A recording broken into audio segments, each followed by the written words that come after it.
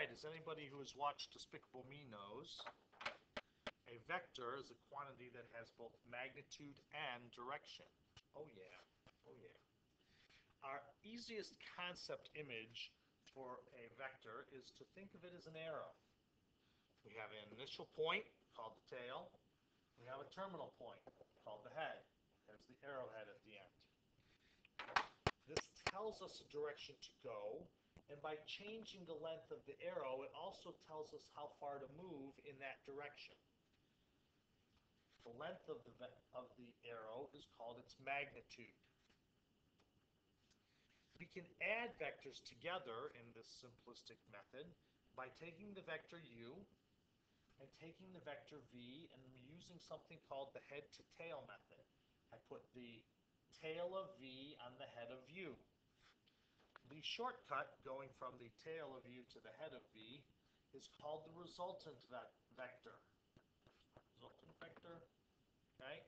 In this case, we could also call this resultant vector u plus v. U plus the v.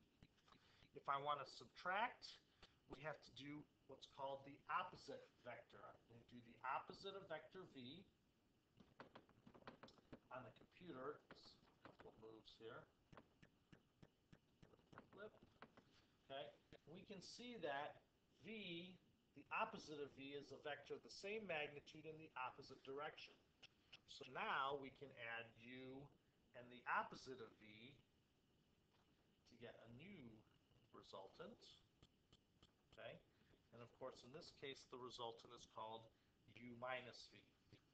Now, we're not going to be moving arrows around much, and it's not very useful for calculations. In the next two videos that we do, we're going to talk about the different descriptions of vectors and how we can put numbers to figure out where we're going. So, for example, I could get out a measuring scale and put it down here. Think of this like a grid. Okay, and I could say, well, gosh, this is 1, 2, 3, 4, 5, 6 units to the right and 3 units up. So I'm going to call u 6, 3. That's going to be the vector 6, 3.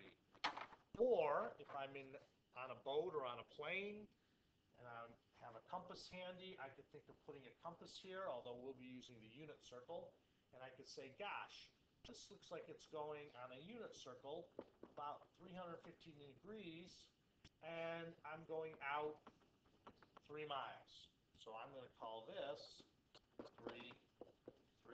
And that's a second way we can use numbers to describe our arrows. And we'll talk about those in the next two videos. Thanks for watching.